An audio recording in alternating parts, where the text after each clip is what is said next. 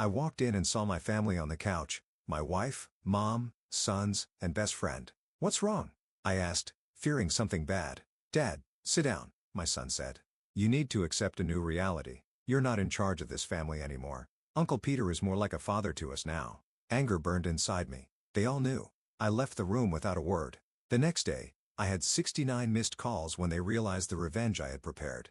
I walked in exhausted from the long day, expecting nothing more than a quiet evening. Instead, I was greeted by an eerie silence, one that didn't belong in my home. My mother, my wife, my sons, and my best friend, Peter, all sat on the couch, their faces unreadable, their eyes avoiding mine. The room felt off.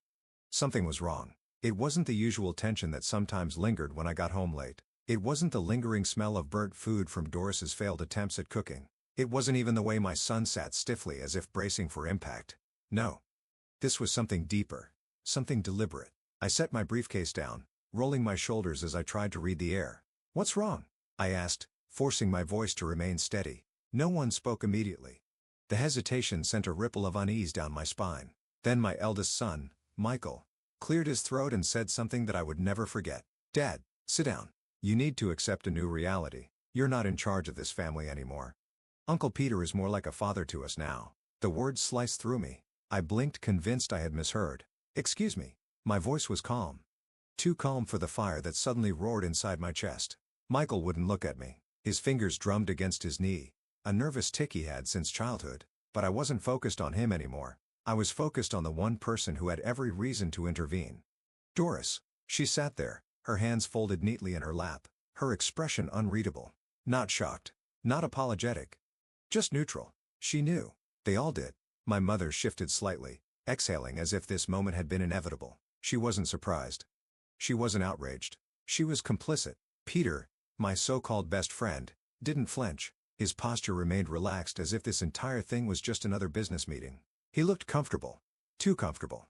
Like he belonged there. Like he had been in my seat for a while. The realization struck like a hammer to the chest. This wasn't new. This wasn't spontaneous. This had been planned. I stared at my sons, hoping, begging for one of them to break, to hesitate, to show even a flicker of regret. But Michael was resolute. And Eric, my younger son, though less vocal, didn't look away. He didn't deny it. I took a slow, deliberate breath, pushing down the molten rage bubbling beneath my skin. I had spent years mastering the art of control, negotiating with ruthless men in the courtroom, breaking down opposing arguments with precision. But this wasn't a legal battle. This was war. And I had walked into an ambush. "Peter is more like a father to you," I repeated, my voice disturbingly even. Michael nodded, his jaw tightening. "Yeah."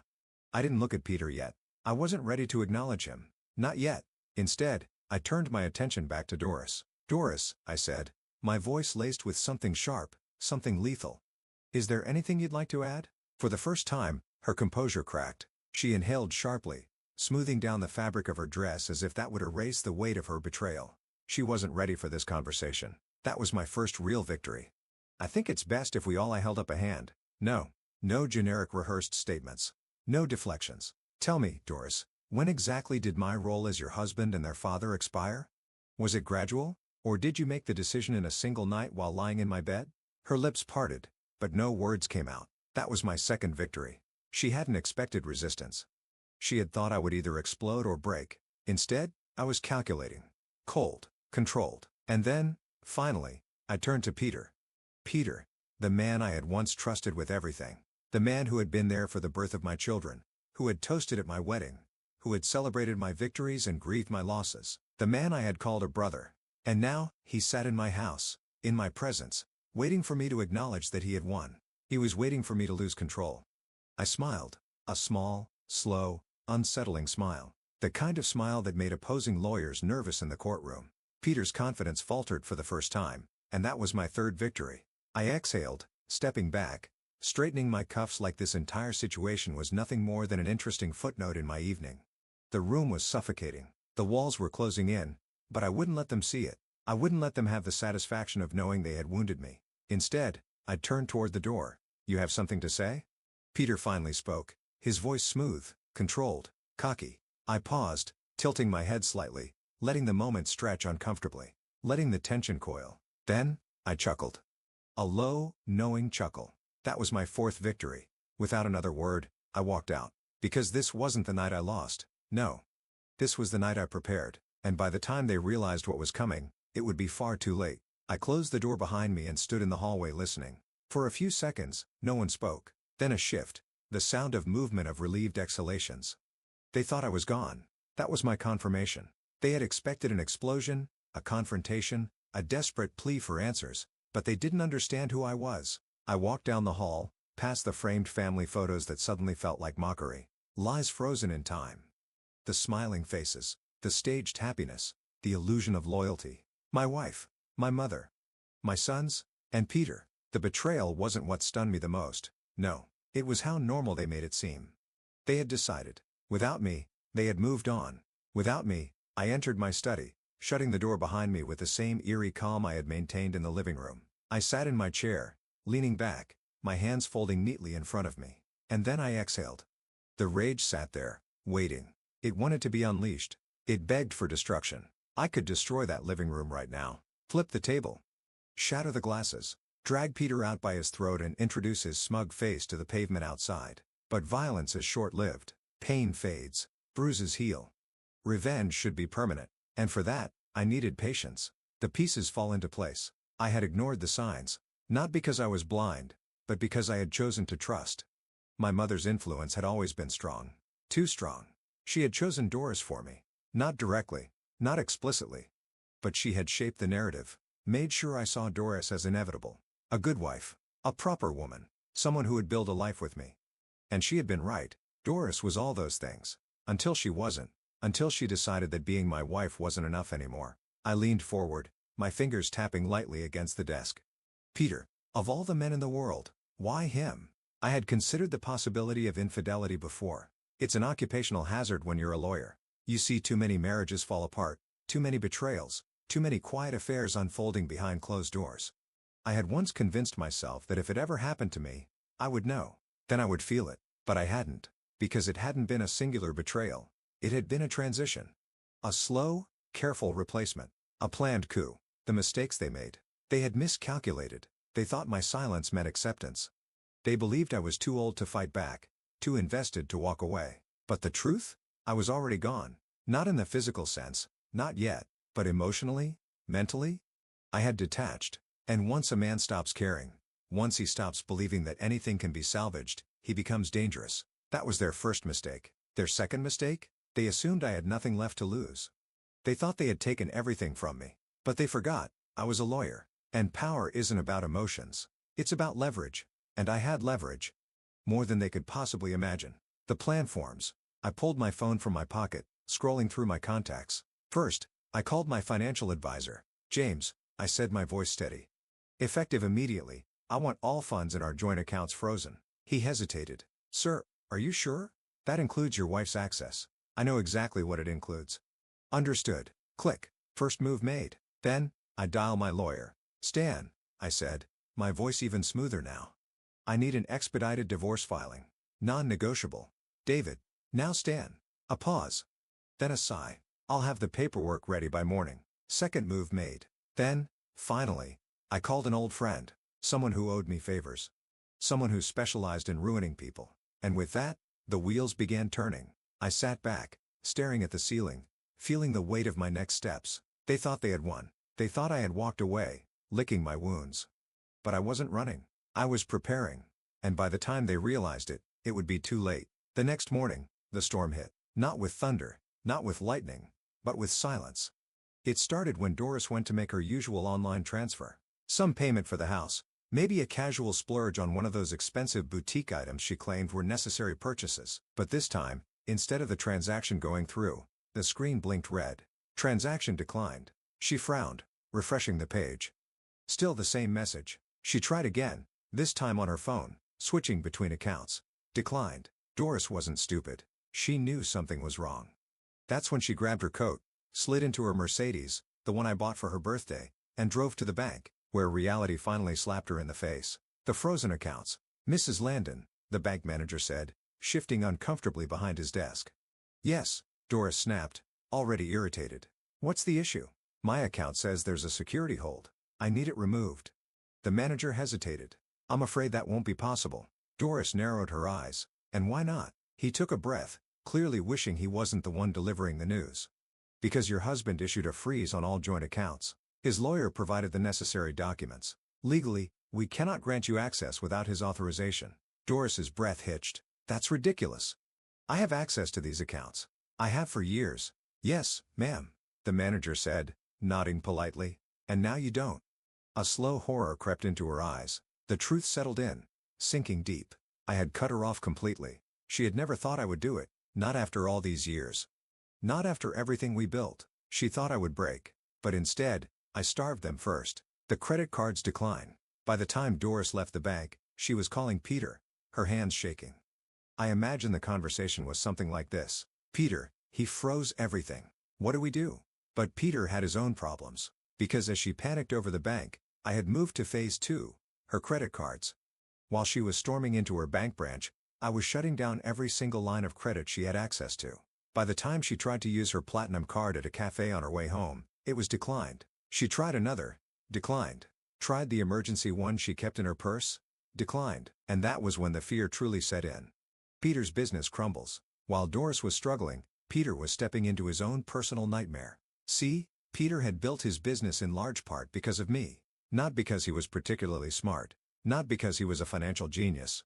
No, because I had pulled strings for him. Because I had gotten him clients. Because I had given him access to the right people, the right investors, the right markets. And now? I was pulling the rug out from under him. One by one, his major investors started backing out. First, the construction firm that had funneled work through him for years suddenly canceled all future contracts. Then the biggest supplier for his company sent a polite but firm email. We regret to inform you that due to unforeseen circumstances, we are terminating our partnership effective immediately. Peter didn't know it yet, but his business had hours to live. By lunchtime, 2 more investors had walked away. By dinner, the company's cash flow was suffocating. And by the time he checked his own accounts, they were in the red. I hadn't just cut him off from my life. I had cut off his survival. The house of cards collapses. While Doris and Peter were separately falling apart, my sons, Michael and Eric, were about to have their own rude awakening. Because the truth was, they had never really appreciated the life I provided. Everything they had, from their Ivy League tuition to the luxury cars in their driveways, was because of me. And yet, they had turned on me. They had called Peter their father. They had replaced me in their minds before I had even walked out of that house. So I gave them exactly what they wanted. I let them live without me. The first thing to go, their tuition payments. Michael, who was midway through his master's degree, suddenly got a notice. Your tuition bill is past due. If not paid within 7 days, your enrollment will be suspended. Eric, who had grown used to his carefree lifestyle, found his monthly allowance gone. No warning. No explanation. Just gone. They called their bank, and just like their mother, they were given the same cold answer. Your father has revoked all access to these funds. You no longer have authorization. Panic ensues. By evening, the phone calls began. Doris called. My sons called. Peter called. Even my mother, the woman who raised me, the woman who orchestrated half of this betrayal, called. I didn't answer a single one. Not yet. Not until they had fully realized it. Not until they had felt the loss. Not until they understood with absolute certainty that the man they had dismissed, the man they had replaced, was the only reason they had anything in the first place. By nightfall, I imagine they all sat in that same living room, the same room where they had made their decision. Only this time, the air was different. This time, they weren't the ones in control. They were drowning. And I was watching them sink. Peter sat in his office, sipping his usual overpriced coffee, blissfully unaware that his world was collapsing. For years, Peter had built his business on connections. Not hard work, not intelligence, connections. And those connections, they were mine. From the moment he started his so-called company, he had leaned on my influence, my clients, my investors, my reputation, and I had helped him. I had built him, because at the time, he was my best friend. My brother in all but blood. But now, I was going to unmake him. The first blow, the vanishing investors. The first sign of trouble came in the form of an email. Subject, contract termination. Peter skimmed the message, his forehead creasing. Due to unforeseen financial circumstances, we regret to inform you that our ongoing contract with your firm is terminated effective immediately. His jaw tightened. The sender? One of his biggest investors. The one that kept his cash flow steady. He set the phone down, running a hand through his hair, trying to shake off the unease creeping into his bones. This was nothing. A misunderstanding. Something that could be fixed with a phone call. He dialed immediately, forcing a smile when his contact answered. "Hey Chris, just saw the email, what's going on?" A pause. A long one. Then Chris sighed. "Peter, I'm sorry man. I really am. But we can't be involved with you anymore." Peter's fingers tightened around the phone. "What? Why? What's changed since last week?" A beat of silence. Then, the words that made his stomach drop. "David." Everything went cold. "What about him?" Peter forced out. Chris hesitated again, then lowered his voice. "Look, Peter, I don't know what happened between you two, but well, let's just say he's making it clear that doing business with you is a bad move." Peter shot up from his chair, knocking his coffee onto his desk. "This is ridiculous," he snapped. "David wouldn't do that. He's not." Chris cut him off. "He's a powerful man, Peter, a respected one. And between you and me, if I had to choose between keeping business with him or keeping business with you," another pause, "I'd pick him every time." Click. The line went dead. The dominoes fall. Peter stood frozen. The phone still pressed against his ear long after the call ended. No, this wasn't possible. David was many things: controlled, strategic, even ruthless in court, but he wasn't the kind of man to destroy someone's life, was he? His phone rang again. Another investor. The message? The same. Then another. And another. By noon, 4 major clients had pulled out. By 3 p.m., his suppliers refused to answer his calls. By 5 p.m., his entire business was gasping for air. And then came the final fatal blow. The licenses revoked. Peter was still reeling when his secretary walked in, her face pale. "Sir," she said hesitantly. We just got a notice from the licensing board." He looked up, his stomach twisting. "What?" She swallowed hard, setting the document on his desk. Slowly, he picked it up and read the first line. "Effective immediately, the following business licenses have been revoked due to legal concerns regarding conflicts of interest and ethical violations." The rest of the words blurred. His business was dead. Officially. Legally. Irrevocably. Peter's realization. He sank back in his chair, his breathing shallow. This wasn't just bad luck. This was a precision strike. A targeted hit, and there was only one person capable of executing something like this: David, his old friend, his brother, the man he had stabbed in the back. And now, Peter was learning the hard way that David didn't just get even. He made sure you never got back up. The desperate call. By the time Peter gathered his thoughts, he had 69 missed calls. Half were from Doris. The other half, investors, employees, clients, all panicking, all trying to figure out what the hell was happening. And through it all, David hadn't answered once. Peter gritted his teeth and dialed again straight to voicemail. The same voicemail message that had played every single time he had tried to call that day. "You've reached David Landon. I'm unavailable. Leave a message." Beep. Peter exhaled sharply, gripping the phone. "David," he started, his voice strained. I don't know what you're doing, but you need to stop." Silence. He swallowed hard. "Look, I know we need to talk. Just call me back, okay? This has gone far enough." Click. Call ended. Message ignored. Peter stared at his phone, his heart pounding. For the first time in his life, he was afraid. Because David wasn't just mad. He wasn't just retaliating. He was erasing Peter from existence. And there was absolutely nothing he could do to stop it. The house was quiet that evening. Too quiet. Doris sat in the living room, gripping her phone so tightly that her knuckles turned white. The lamp beside her cast a dim, flickering glow, barely illuminating the worry etched on her face. She had called David again and again. No answer. Not a single response. Her hands trembled as she tried to call Peter next. But even before the first ring, she already knew what was coming. The same voicemail. "The number you are trying to reach is unavailable." Doris exhaled shakily, looking across the room. Michael sat stiffly on the couch, staring at his laptop. But he wasn't typing. His screen was frozen on something. A notification from his university. Eric, on the other hand, was pacing. He was never the one to sit still when things weren't going his way. And right now, nothing was going their way. Doris knew it. Her sons knew it. But no one wanted to say it out loud because that would mean admitting it. Admitting that David had done the impossible. That he had ripped their entire foundation apart. The tuition funds disappear. Michael hadn't spoken in over an hour. Not since he opened his student portal to check on his next tuition payment. Not since he saw the bright red notice at the top of the screen. Urgent tuition payment past due. Immediate payment required to remain enrolled. His stomach had dropped. That couldn't be right. His tuition was always paid in advance. He never even thought about it. But when he checked his financial records, his heart started racing. The money was gone. His father had pulled everything. Michael had always assumed, always believed that his education was something guaranteed. That it would always be there just like his father always had been. Now, he wasn't so sure about either. He thought back to what they had told him just last night. Uncle Peter is more like a father to us now. His stomach twisted. He had chosen wrong. Eric's lifestyle crumbles. Eric was the first one to break the silence.